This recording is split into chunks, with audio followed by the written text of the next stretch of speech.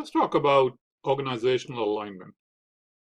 Every organization, be profit or nonprofit, will have some vision and business strategy or organizational strategy. And the end goal is to successfully execute it and obviously achieve the results. But more often than not, what makes it difficult for the organizations to achieve their results or successfully execute it is because they miss this process of making sure that the organizational alignment is taking place and there is a high level of commitment from the team members, especially if it is at a senior level or even at a project level commitment that is going to happen, because that becomes a missing link. Because if that is not there, then the odds are very, very high that even a good business strategy may not result, you know, in achieving all the milestones. So, I remember many years ago when I was part of a large integration of two mega companies in aerospace industry. I was part of the executive team, and the facilitator from a consulting firm, a large consulting firm, who was going to help us do the integration. He started the meeting where we were all together for the first time, executives on the both sides, and he started with this meeting by putting this riddle on the screen. And it says, there are 5 frogs are sitting on a log.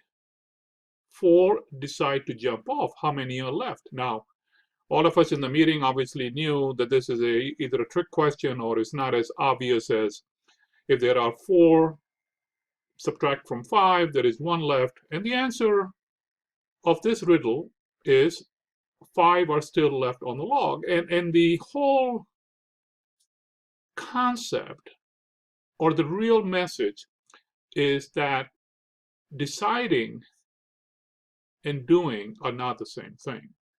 And I know I have sat through many meetings in a conference room, in a boardroom, especially during my tenure in corporate America, or even now as a consultant, when I've helped the teams out from a consulting point of view, the leadership team. I can tell that when people leave the room, on average, let's say there are 10 people in the room, on average, half of them are really not that committed. They're not questioning the strategy, but they're at the same time not quite committed. So you got about more than half the people leaving the conference room thinking, not a bad idea. And hence there is a passive resistance. And obviously that's really, really becomes, in some ways, it makes it very, very difficult for the organization to really successfully move forward. And it gets even more complicated if the change is going to have some dimensions. For example, let's say we take your Ansoff diversification model. Igor Ansoff came up with this model in 1965. So when you have a current situation where you have a company with the current product in a current market, and let's say they decide that they want to stay in the market because they're very familiar with it. Let's say it is a domestic market in the US. They're very familiar with the market, but they want to do is to create a new product for their market. And so now there is a change.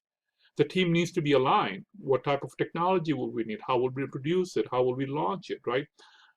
The other dimension could be that they have a new product. They have already spent a ton of money. And in order to get more mileage out of it, they want to take their current product and go to a new market. But now at this point, when they get into the new market, let's say they're going from the domestic market from the United States into, say, China or Russia or Brazil, there are complexities. There are complexity both in terms of infrastructure, the logistics, but also things like taxations or interest rates, are different, and hence exchange rates are going to be different. And all that stuff comes in play. Now, if you take it and do both, that some companies try to do, that not only they go to a new market, but they take a new product.